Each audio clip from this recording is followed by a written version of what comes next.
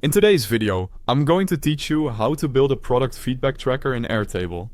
By the end, you'll have a clear, repeatable system for capturing, organizing, and acting on customer insights. First, open Airtable on your desktop.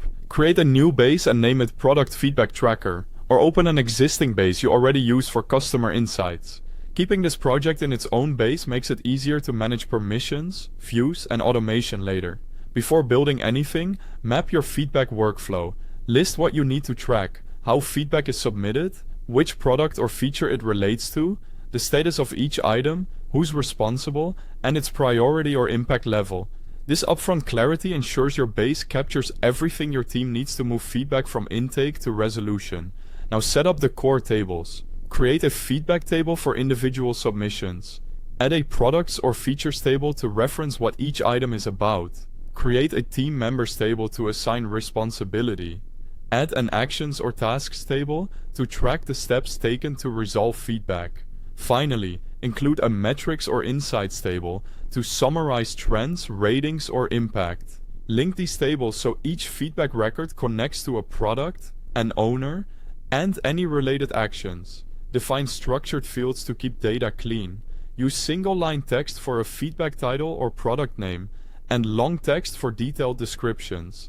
Add a single select status field with values like new, in progress, and resolved. Use a collaborator field for the assigned team member, date fields for submission and due dates, a rating or priority field for urgency, and an attachment field for screenshots or files. Clear fields enable consistent reporting and set you up for automation. Create views that help your team work efficiently. An all feedback view shows everything. New or unreviewed highlights items not yet addressed. In progress focuses on active work. Resolved or closed shows completed items.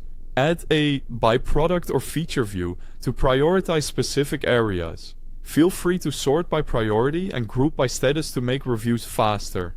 Quick note, there's a link to Airtable at the top of the description so you can follow along step by step.